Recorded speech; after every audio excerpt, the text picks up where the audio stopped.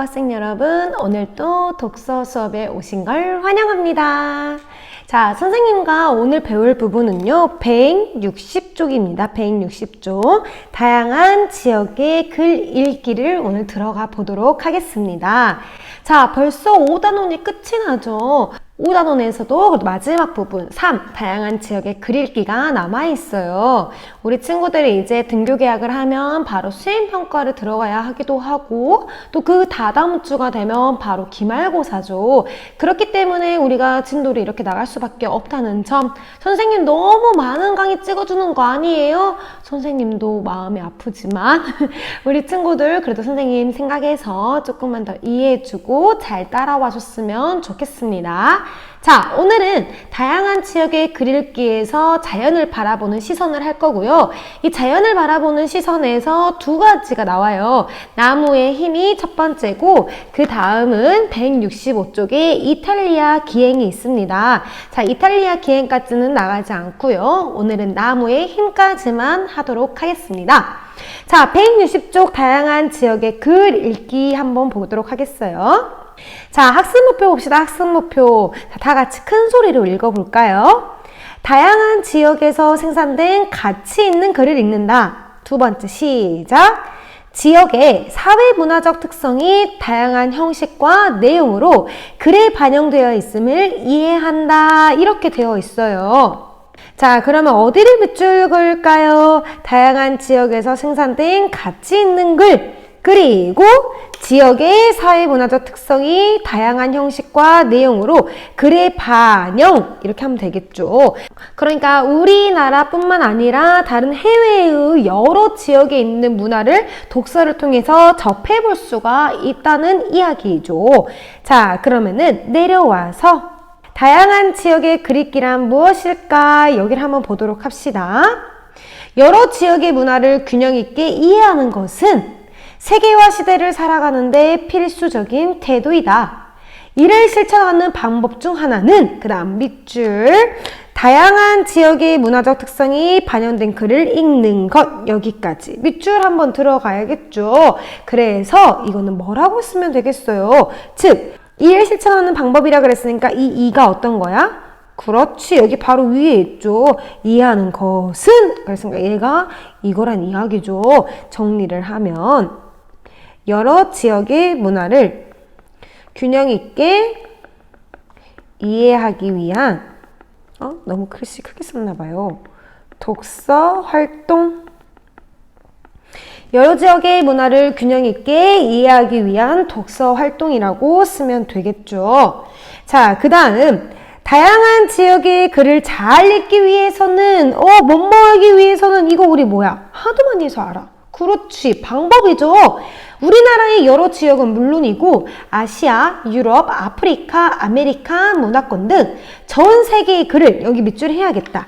전 세계의 글을 가리지 않고 골고루 읽어야 한다. 자, 이건 뭐라고요? 그렇지, 다양한 지역의 글을 잘 읽기 위해서는 그랬으니까 밑에다 쓰면은 다양한 지역의 글을 잘 읽는, 그렇지, 방법.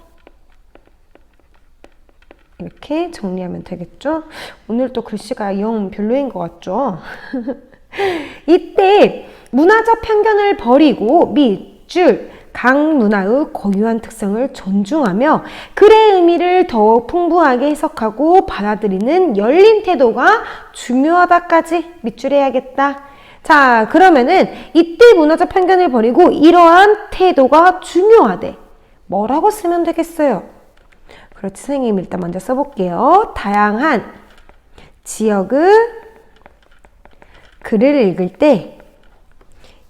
때 유의할 점, 조심해야 될 점, 그런 말이죠. 어떤 것이냐면요, 각 문화의 고유한 특성을 존중하고 글의 의미를 더욱 풍부하게 해석하고 받아들이는 이러한 무슨 태도? 그렇지, 열린 태도가 중요하다라는 거예요. 다양한 지역의 글을 읽을 때는 열린 태도가 중요하다라고 말하고 있는 거죠. 이러한 과정을 통해 우리는 그 다음 밑줄 문화의 특수성을 경험할 수 있고 이러한 특수성을 넘어 존재하는 문화의 보편성까지 깨달을 수 있다. 있다라고 했어요. 그래서 여기를 정리하면 다양한 지역의 글 읽기의 의의 이렇게 해두면 되겠죠. 자, 그래서 우리가 옆으로 넘어가 볼까요? 자연을 바라보는 시선 161쪽입니다. 161쪽. 자, 자연을 바라보는 시선이 나왔어요. 그래서 두 가지가 나온다 그랬죠. 가와 그 다음 나가 나옵니다. 자, 그래서 가에 있는 나무의 힘은요. 나무의 힘은 글쓴이는 자신의 경험을 바탕으로 자연이 파괴되는 현실에 대한 안타까움과 자연보호의 중요성에 대해서 이야기하고 있습니다. 가의 나무의 힘이죠. 방금 선생님이 설명한 건 나무의 힘. 그리고요. 나는요, 이탈리아의 기행이에요. 이탈리아 기행문인가 봐요. 기행. 그래서 이 이탈리아 기행의 글쓴이는요, 베네치아 사람들이 자연을 적극적으로 활용하여 이룩한 도시의 모습에 대한 견문과 감상 등을 밝히고 있어요. 자, 그러면은 이 가와 나는 자연을 바라보는 입장이 어때? 둘 다? 동일해요? 아니죠. 서로 다르죠. 둘은 상반된 입장을 지니고 있죠. 상반된 입장. 서로 다른 반대의 입장을 보인다는 거예요. 그럼 이 속에 반영되어 있는 다양한 지역의 특성을 파악해 볼 수가 있겠죠. 그래서 밑에 있는 걸 보면요. 가는 나무를 소재로 환경 보존의 필요성을 역설한 글이고, 그 다음 나는요. 베네치아를 방문하여 베네치아가 어떻게 환경을 극복했는지 살펴본 기행문이라는 거죠. 그래서 두 글의 지역의 사회문화적 특성이 어떻게 반영되어 있는지를 확인하면서 읽어보도록 하겠습니다. 자, 오늘은 가, 나무의 힘을 해보도록 할게요. 자, 들어가기 전에 갈래부터 살펴볼까요? 이 글의 갈래는요. 논설문이에요. 논설문. 그리고 성격은요. 논설문의 가장 특화된 성격이죠. 설득적이죠. 누군가를 설득시키기 위한 설득적. 그 다음에 제재는요. 이 나무 어디냐면요. 아프리카예요. 아프리카. 그래서 아프리카의 나무와 숲, 여기서의 이제 제재가 나무의 힘이 되는 거죠. 주제는 이제 아까 위에서 말했던 것처럼 자연의 신성성과 자연 보호의 중요성이 바로 주제가 되도록 하겠습니다. 특징은요, 여러 부족이 나와요. 이 여러 부족의 사례를 들어서 이 글쓴이의 주장을 뒷받침하고 있어요. 그리고 아까 선생님이 여기 나라가 어디? 아프리카라 그랬잖아요. 그래서 이 아프리카의 지역적 특색이 잘 드러나 있습니다. 그리고 갈래가 논설문이기 때문에 제재 구조도가 어떻게 시작하겠어요? 그렇죠. 서론. 그래서 여기 앞에다가 서론을 써두도록 하겠습니다. 1900년대 초 숲이 우거져 있던 케냐의 고원지대는 토질이 뛰어나 농작물 생산량이 풍부했고 비교적 인구 밀도가 높았다. 그 외의 지역에서는 드넓은 보존림을 가꾸었는데 그곳에서 자 밑줄 코끼리와 표범, 물소, 그 밖에 다른 동물들이 수없이 많이 살았다. 자, 이건 어때 얘들아? 환경이 잘 보존되어 있는 곳에서 볼 수 있는 동물들이죠. 그래서 생태계가 잘 보존된 환경. 케냐 사람들은 이 보존림뿐만 아니라 모든 지역에서 나무를 베었지만 관습적으로, 그 다음 밑줄 쭉 할게요. 덤불이 자란 곳이나 나무가 드문드문 서 있는 곳 위주로 집을 짓거나 거기서 땔감을 구했을 뿐 더 크고 고든 나무들에는 손대지 않았다는 거예요. 그러니까 드문드문 서 있는 곳 위주로 집을 짓고요. 땔감을 구했을 뿐이야. 어떠한 나무를 베지 않고, 그리고 더 크고 고든 나무들에는 손도 대지 않았대요. 자, 이거는 자연을 보호하고 있다는 뜻이죠. 그래서 케냐인들의 관습적인 자연 보호 방법. 이 글을 쓴 주인공은요, 우리나라 사람이 아니에요. 옆에 있듯이 왕가리 마타이라는 케냐 출신의 환경운동가예요. 자, 그래서 이 글을 케냐인의 입장에서 오히려 잘 쓴 글일 수 있겠죠. 자, 그 다음 여기까지 정리를 해야겠네요. 정리를 해보면 관습적으로 나무를 보호한 케냐 사람들. 자, 그 다음 케냐 사람들이 크고 고든 나무를 보호한 데에는 나무에 정령이 깃들어 있다는 믿음 또한 영향을 미쳤다. 정령이라는 건 우리가 이제 원시 종교의 숭배 대상 중 하나죠. 그래서 뭐 어떠한 홀령 같은 그런 거죠. 그래서 예를 들어 자, 여기 밑줄 한번 해봅시다. 키쿠유. 키쿠유 사람들은 베어지지 않고 서 있는 나무를 숲의 벌목에 저항하는 나무 라는 뜻인 무레마 키리티라 불렀으며 베어진 나무들의 정령이 이 나무들에 깃들어 있다고 여겼다라는 거예요. 자, 키쿠유는요, 글쓴이가 속한 부족이에요. 쿠유. 이거 되게 읽기 어려웠어요, 방금. 무레마 키리티. 무레마 키리티. 우리 친구 한번 읽어봐요. 무레마 키리티. 자, 그리고 그 다음 묶어볼까요? 정령이 그 다음 넘겨서 정령이 다른 나무로 옮겨간 뒤에야 이 나무들을 벨 수 있었다. 사람들은 베어낼 나무에 나뭇가지를 기대어 놓았다가 다른 나무로 옮기거나 나무를 베자마자 그 자리에 곧바로 또 다른 나무를 심는 방식으로 나무의 정령을 다른 나무로 옮겨가게 했다. 여기까지 묶어보세요. 자, 이 이야기는 무슨 이야기일까요? 정령이 깃든 나무를 어떻게 하는 방법이야? 베는 방법을 서술한 거죠. 그래서 정리를 해보면요.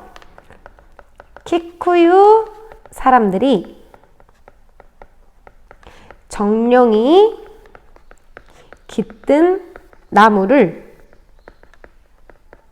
베는 방법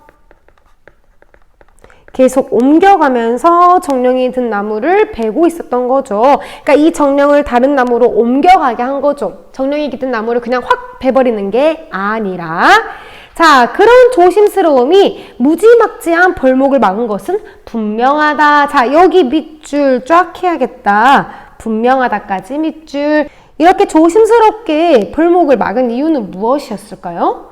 이 사람들은 뭐라 그랬어? 나무에 뭐가 있다고 믿었어? 그쵸, 정령이 있다고 믿었으니까 정령이 밑에다 쓸까? 정령이 길들어 있다고 믿었기 때문. 그렇기 때문에 정령이 길든 나무를 그냥 확 벨 수가 없었던 거죠. 그래서 벌목, 그러니까 나무를 다 베는 걸 벌목이라 그러잖아요. 벌목을 막은 게 분명하다는 거예요. 자, 그래서 여기까지 정리를 해보면요. 좀 옆으로 해서 정리를 해보면 무지막지한 벌목을 막은 키쿠유 사람들의 벌목 관습, 나무를 베는 관습이라는 거죠. 그래서 여기까지가 서론입니다. 서론. 그래서 서론은요, 관습적으로 나무를 보호한 케냐 사람들, 이렇게 정리를 하면 되겠죠. 그래서 그 다음으로 내려올 건데 서론 다음에 그렇죠. 본론인데 또 이야기가 나누어져 있기 때문에 본론 1이라고 합시다. 본론 1.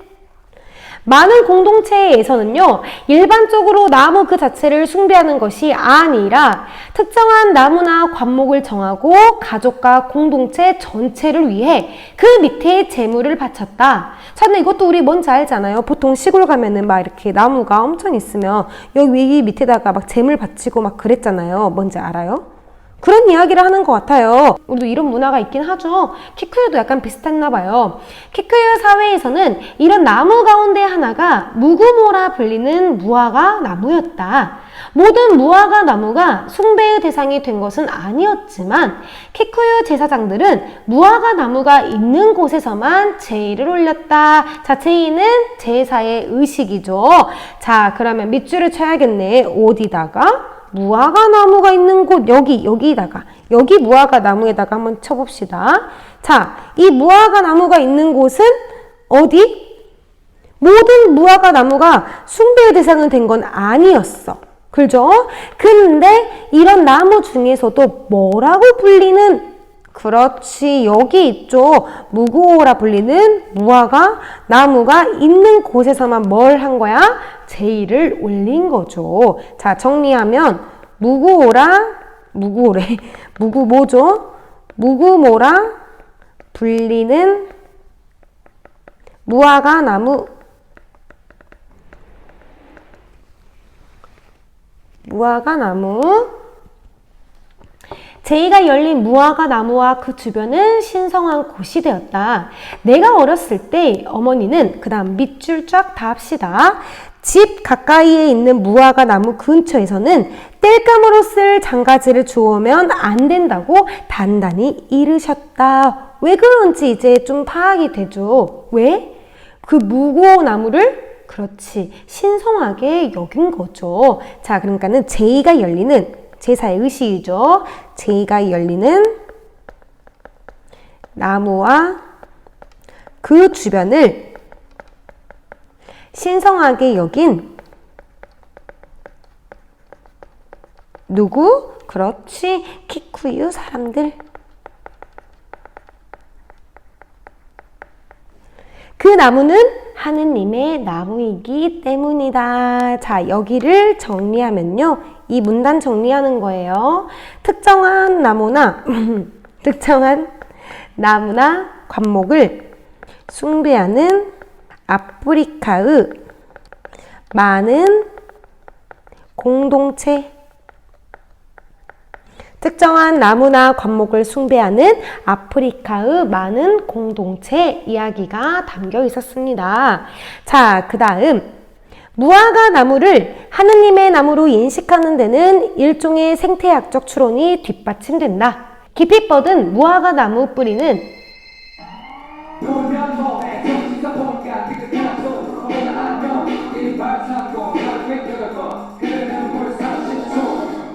너도 해봐. 마스크 꼭 써. 정말 우리 친구들 없는 곳에서 종이 울리니까 옛날 생각이 막 나고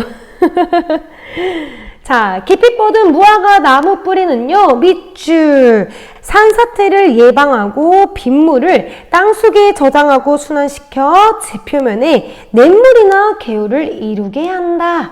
자, 그래서 무화과 나무가 주는 생태학적인 역할이죠. 그래서 무화과 나무 생태학적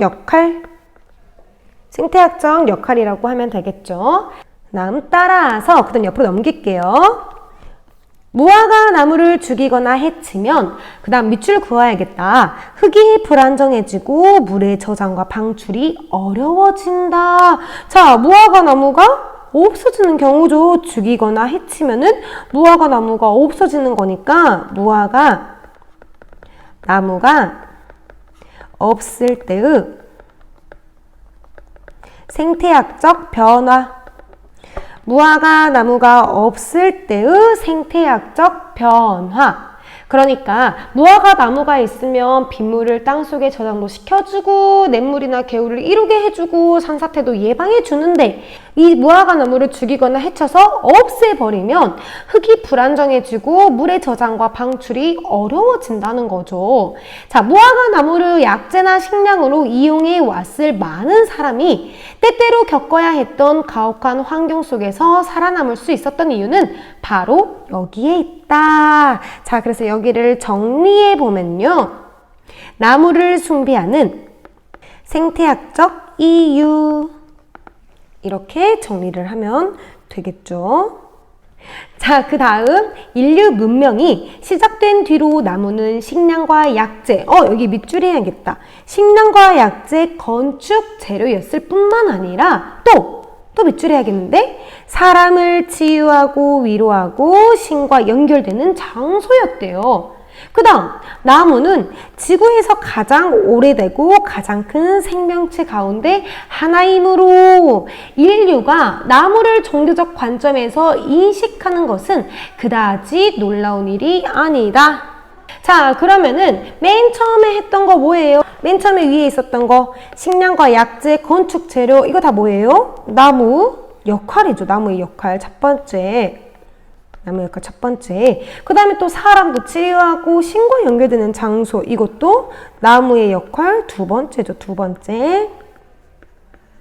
그 다음에 지구에서 가장 오래되고 가장 큰 생명체 가운데 하나이므로 라고 말하는 거는 어떠한 이유죠. 까닭을 말하는 거기 때문에 여기는 정리를 해야 돼요. 인류가 나무를 종교적 관점에서 인식하는 까닭. 자, 그리고 옌류가 나무를 종교적 관점에서 그렇게 인식하는 이유가 그러니까 그다지 놀라운 일이 아니라는 거예요. 왜냐?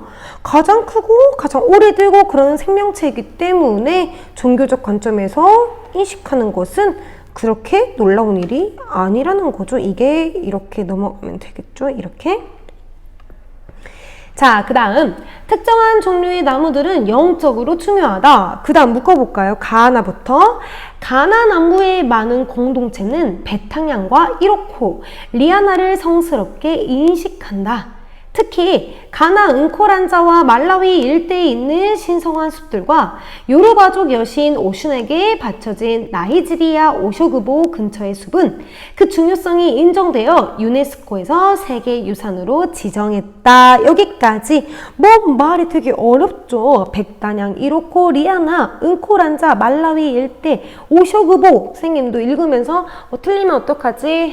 그래 술술 읽어봤어요. 자, 나이지리아 오쇼그본 근처의 숲, 여기 밑줄을 일단 가고요. 그 다음에 가나 남부의 많은 공동체는 뭐 이랬어요. 자, 그러면은 가나 남부의 많은 공동체에도 한번 밑줄을 그어볼까요? 이 글쓴이가 케냐 사람인데 이 글의 전체적인 흐름이 이 케냐, 하나의 가나 남부에 대해서 이야기를 하고 있는 게 아니라는 거예요. 그 안에 있는 누구? 많은 공동체를 중심으로 글을 서술하고 있다는 거를 알 수 있는 부분이죠. 그래서 여기 전체를 정리하기 위해 선생님이 공동체의 밑줄을 그어본 거고, 나이지리아 오쇼그보 근처의 숲은요, 유네스코에서 세계유산으로 지정할 만큼 성스러운 숲이라 그래요. 여기를 성스러운 숲이라고 선생님이 정리를 해둘게요. 그래서 여기를 묶으면요, 이렇게 공동체가 나온 거는 나라가 아닌 공동체 중심의 글쓴이의 관점을 알 수 있음. 이렇게 하면 되겠죠. 자, 그래서 여기를 정리를 하면요, 나무를 숭배하는 종교적 이유, 이렇게 정리하면 되겠죠. 자, 그 다음 이제 나무가 주는 그늘과 공간의 영적 울림 때문에 나무는 공동체 전체가 모이는 중요한 장소가 되기도 한다. 자, 나무가 주는 그늘과 공간의 영적 울림 때문에 나무는 공동체 전체가 모이는 중요한 장소가 되기도 한대요. 자, 그럼 나무가 중요한 장소가 되는 이유는 나무가 주는 그늘과 공간의 영적 울림 때문에 라고 할 수가 있겠죠. 이게 이유가 되죠. 그래서 이러한 중요한 장소가 된다라는 거예요. 사람들은 나무 아래 모여 앞니를 의논하고 찬반이 갈리는 문제에 관해 부족 어른이 판단을 내리고는 한다. 따라서 그 다음 밑줄, 특정한 나무가 한 집단의 정체성을 상징하는 것은 어쩌면 당연한 일이다. 계속 읽어볼게요. 키쿠유족은 자녀 양육이 끝난 사람들을 공동체 생활 양식의 수호자이자 지혜로운 후견인으로 여겼다. 따라서 그들은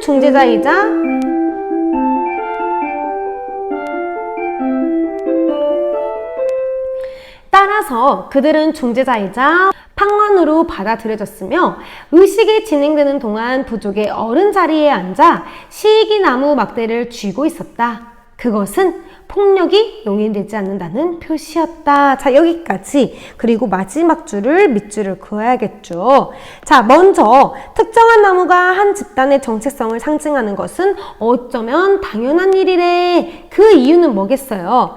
사람들이 나무 아래에서 앞일, 그러니까 미래의 일을 의논하고 찬반이 갈리는 문제에 대해서는요, 부족 어른이 판단을 내리고는 한대요. 그렇기 때문에 어떠한 나무가 한 집단의 정체성을 상징하는 건 당연하다는 거죠. 왜? 거기를 논의하는 장소로 쓰였다고 선생님이 여기 위에서 말을 했기 때문인 거죠.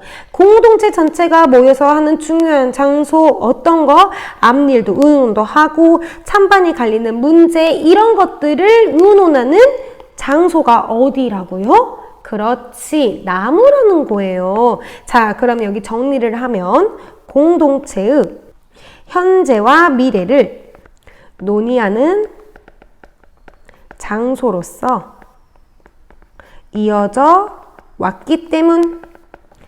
그래서 그래서 나무가 한 집단의 정체성을 상징하는 건 당연한 일이라는 거죠.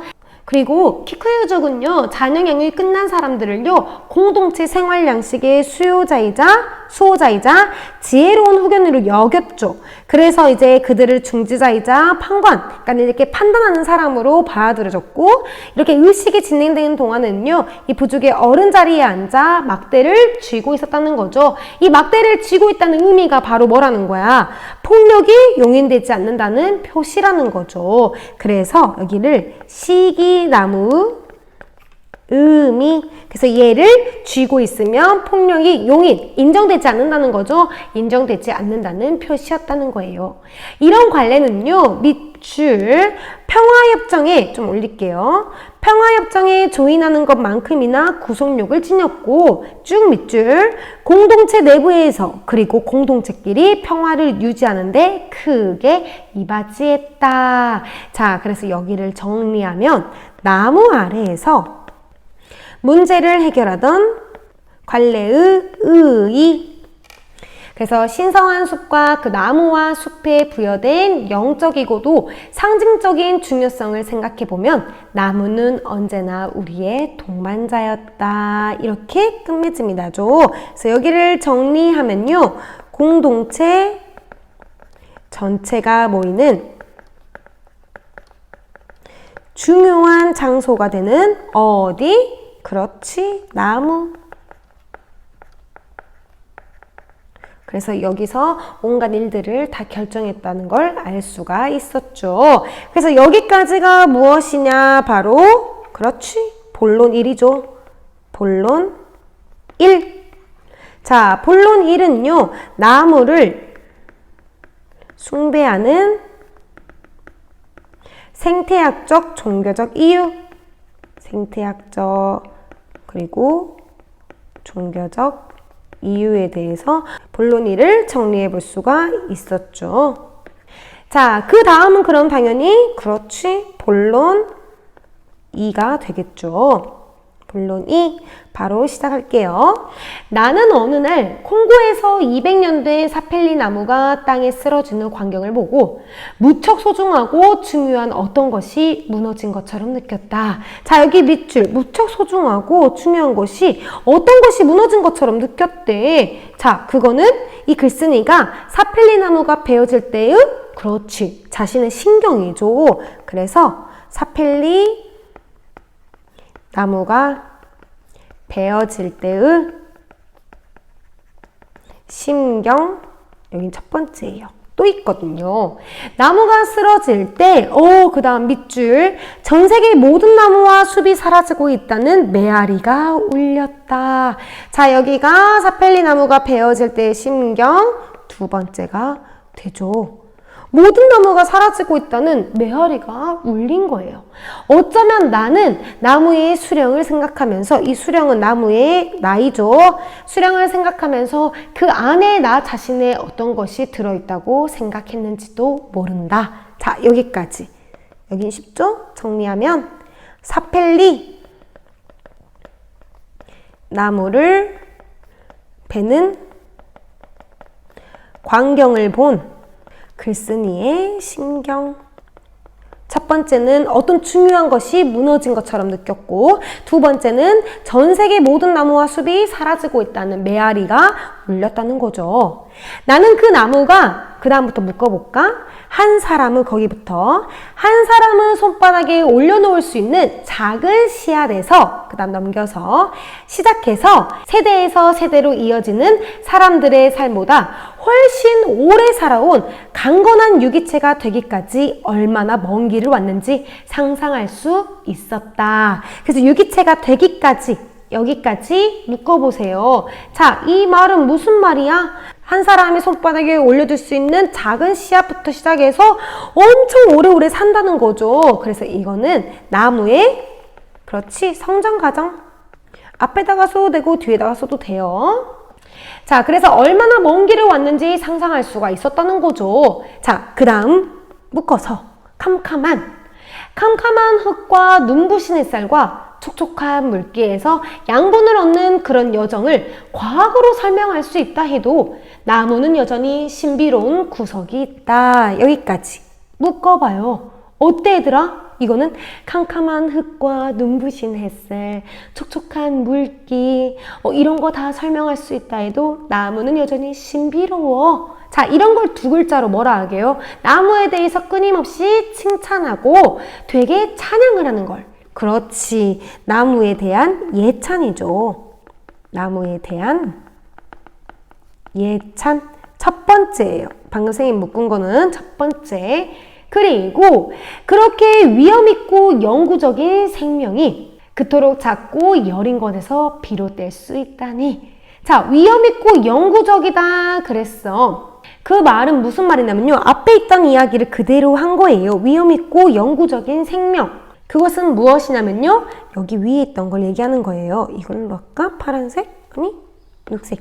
세대에서 세대로 이어지는 사람들의 삶보다 훨씬 오래 살아온 강건한 유기체. 이런 말이죠. 그래서 위험있고 영구적이다 라는 거는 여기 지울게요. 영구적이다 라는 거는 여기 위를 이야기하는 거예요. 세대에서 세대로 이어져 사람들의 삶보다 훨씬 오래 살기 때문이다 라고 정리를 해두면 되겠죠. 그래서 위험있고 영구적이다 라고 하는 거고, 여기 그토록 작고 여린 것, 이거 뭐예요? 그렇지? 뭐야? 나무의 씨앗이죠. 나무의 씨앗.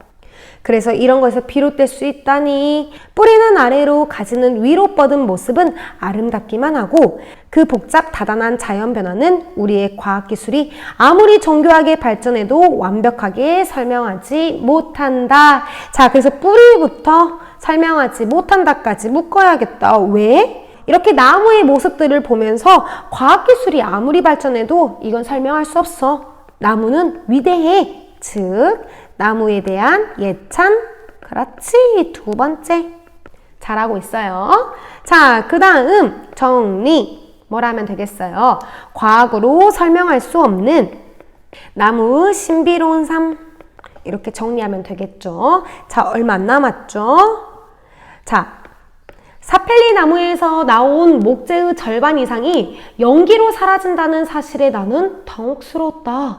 그럼 그 뒤는 뭐야, 얘들아? 당혹스러운, 그렇지, 이유가 나오겠죠. 자, 그 나무 묶어야겠다. 그 나무는 베어져 쓰러지는 바로 그 순간까지 비바람을 견디고 빗물에 흠뻑 젖고 건기에도 곧게 서 있을 수 있는 강인함을 지니고 있었기 때문이다. 자, 때문이다. 이유죠, 이유. 그러니까 글쓴이가 뭐라 그랬어? 당혹스러웠다 했잖아요. 그럼 그 뒤에 뭐가 나오는 거야? 그렇지, 여기가 이유가 되잖아, 이유. 자, 그래서 여기 묶은 거를 정리하면요.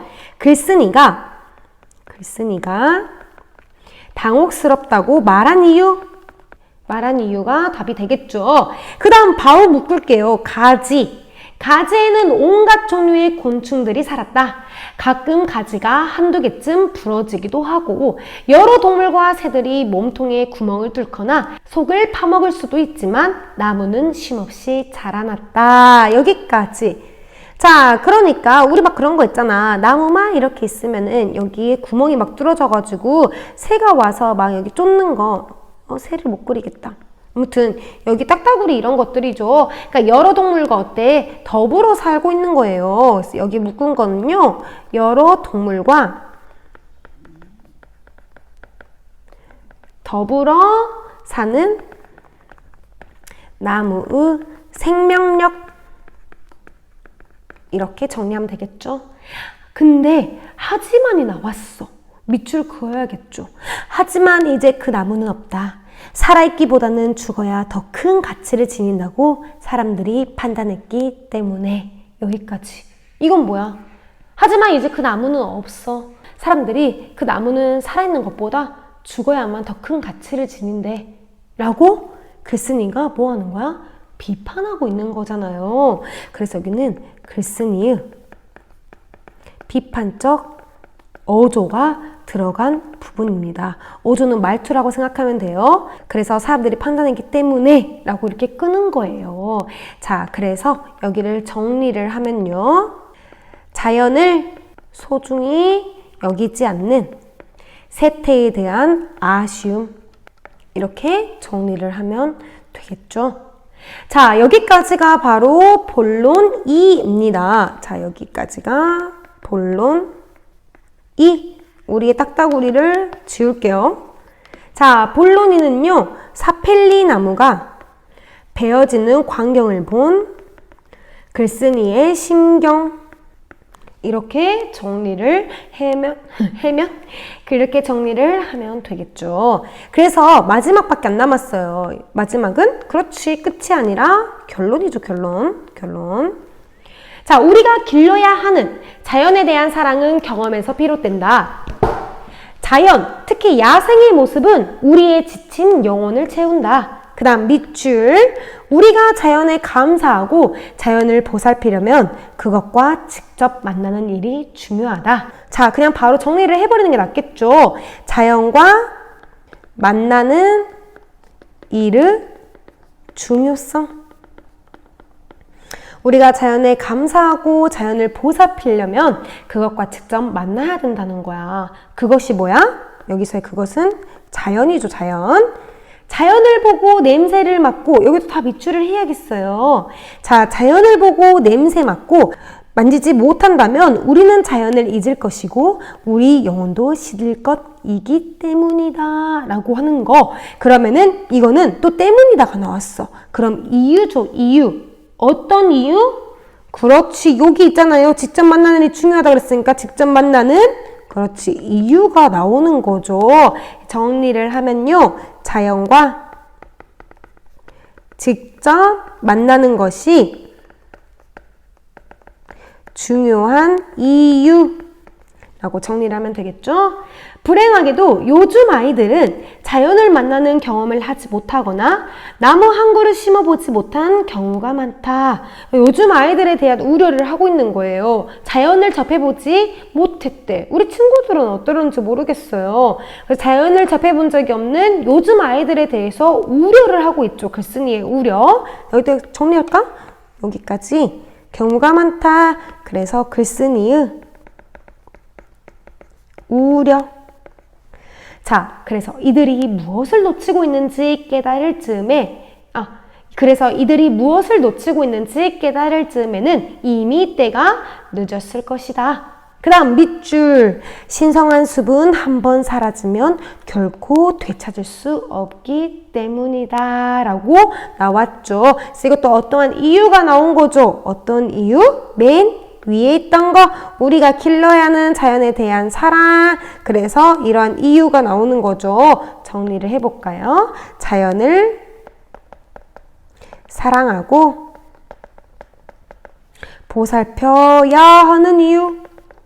그것은 신성한 숲은 한번 사라지면 결코 되찾을 수 없기 때문이라는 거죠. 자, 그래서 마지막은요. 나무와 숲에 대한 글쓴이의 당부. 이렇게 정리하면 되겠죠? 그리고 여기까지가 결론인데 이게 바로 결론이죠. 결론의 이야기는 나무와 숲에 대한 글쓴이의 당부가 됩니다. 자, 별로 어렵지 않았죠? 우리 친구들 할만했어요. 그래, 어려웠지 않았으니까 나무의 힘 한번 정리를 쫙 하고 그 다음에 복습도 한번 했으면 좋겠습니다. 자, 그러면은 다음 시간은요. 이탈리아 기행을 배우겠죠? 자, 그럼 5단원 마지막 이탈리아 기행을 함께 배우기로 하면서, 자, 그러면 이제 5단원의 마지막 이탈리아 기행만 남았죠? 오늘 우리 친구들 필기 열심히 하느라 고생 많았고, 시험 봄이기 때문에 선생님이랑 영상 보고 난 후에 바로 강 닫지 말고 꼭 다시 한번 자기가 필기하고 정리한 것들을 다시 봤으면 좋겠어요. 일회성이 아니라 여러 번 볼 수 있도록 우리 친구들이 공부 좀 했으면 좋겠습니다.